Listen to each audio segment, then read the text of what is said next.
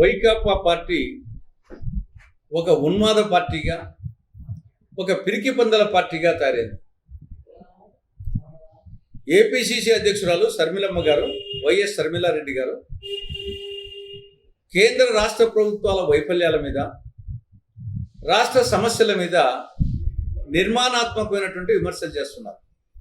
ప్రత్యేక హోదా విషయం కానీ, కడప జిల్లాలో స్టీల్ ప్లాంటు, దుగరాజపట్నం ఓడరేవు, Polavaram project, Visakha metro, Vijayawada metro, కేంద్ర రాష్ట్ర ప్రభుత్వాల అప్పులు, వీటి మీద నిర్మాణాత్మకమైన కన్స్ట్రక్టివ్గా సమస్యల మీద ఆవిడ మాట్లాడతాం.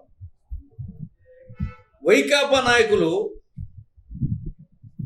ఆ విమర్శలకు వచ్చేసేసి ఆన్సర్ ఇవ్వకుండా, సమాధానాలు ఇవ్వకుండా ఆవిడ మీద వ్యక్తిగత విమర్శలు చేస్తున్నారు.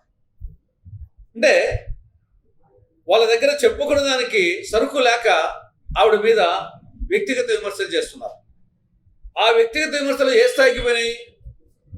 పరోక్షంగా షర్మిలమ్మ గారి అమ్మ మీదకి పోయినాయి.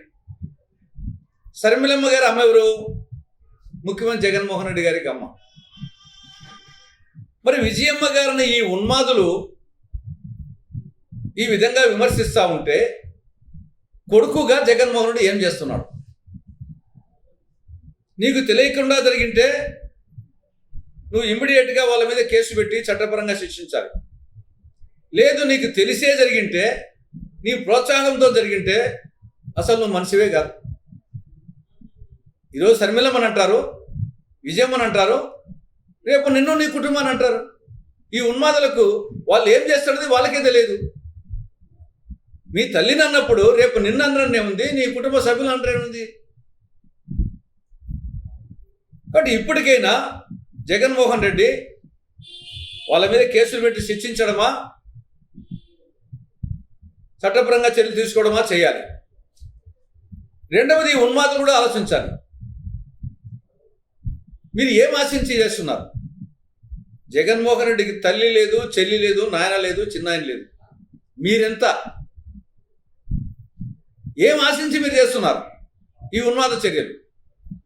సరే, ఏది ఏమైనా కాంగ్రెస్ పార్టీ తగ్గేదేలా.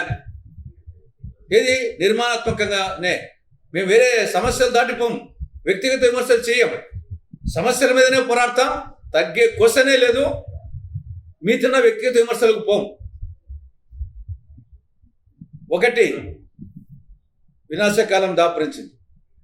వైకాపా పార్టీకి వినాశకాలం దాపురించే ఈ చేష్టం చేస్తామని ఓగాలం దాపురించింది. సెల్ఫ్ గోల్ కొట్టుకుంటున్నారు. ప్రపంచ నియంత్రణలకు ఏం జరిగిందో ఒక్కసారి జ్ఞాపకం పెట్టుకోండి. ఏమి కుటుంబ సభ్యులు రకరకాల పార్టీల్లో లేరా? నీలం సంజీవ్ రెడ్డి కాంగ్రెస్ పార్టీ, తరిమల నాగిరెడ్డి వాళ్ళ బావ ఆయన కమ్యూనిస్ట్ నాయకుడు, నీలం రాజశేఖర రెడ్డి కమ్యూనిస్ట్ నాయకుడు. ఒకే కుటుంబంలో ఉండి ఒకరిది ఒక వీపు, ఇంకొకటి ఇంకొక మా పార్టీ. వాళ్ళు ఏమొచ్చేసి పార్టీ పరంగా, సిద్ధాంతాల పరంగా విమర్శలు చేసుకున్నారు, కానీ వ్యక్తిగత విమర్శలు చేసుకోలేదే. నీలం సంజీవ్ రెడ్డి, నీలం రాజశేఖర రెడ్డి ఇద్దరు సొంత అన్నదమ్ములు. అనేక కుటుంబాలు ఉంటాయి. నువ్వు ఒక పార్టీ, మీ చెల్లెలు ఒక పార్టీ. దానికి వచ్చేసి సిద్ధాంతపరంగా సమస్యల మీద విమర్శించుకోండి, కానీ ఏమిటిది వ్యక్తిగత విమర్శలు? ఎక్కడికి పోతుంది ఇది? ఆటవిక రాజ్యం. ఎవరికి మిగతా వాళ్ళకి రావా ఏమన్నా? ఏం దానిలో ఉపయోగం ఏముంది? కాబట్టి ఇప్పటికైనా ఉన్మాదులను కంట్రోల్ చేయాలని చెప్పేసి జగన్మోహన్ రెడ్డి గారికి కాంగ్రెస్ పార్టీ విజ్ఞప్తి చేస్తాము.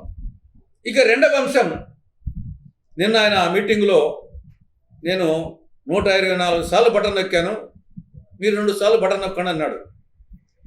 నువ్వు ఎన్నిసార్లు బాధినావు ప్రజలను? బటన్ నొక్కింది వాస్తవమే, కానీ బాధింది వేల సార్లు బాధినావు. రోజు బాధతానే ఉన్నావు.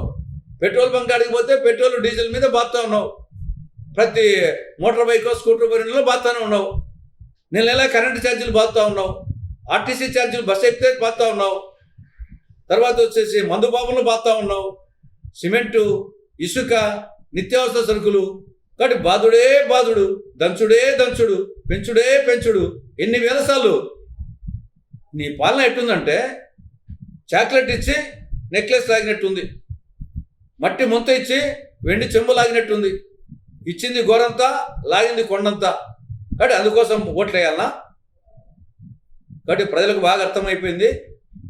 ప్రజలు కూడా విజ్ఞప్తి చేస్తున్నాం, ఇటువంటి ఉన్మాద పార్టీలను వచ్చే ఎన్నికల్లో ఓడిస్తే తప్ప ఈ రాష్ట్రంలో ఎవరికి ప్రజల ధన మాన ప్రాణాలకు రక్షణ లేదు.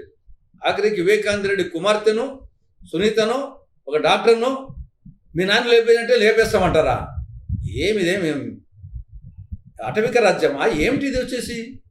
అటువంటి వాళ్ళ మీద కూడా యాక్షన్ తీసుకోకపోతే నువ్వు ఎందుకు ఆ పదవిలో కూర్చుంటే అర్హత ఏముంది నీకంటాను. ఏం రామరామని రాజ్యం వెళ్తారా?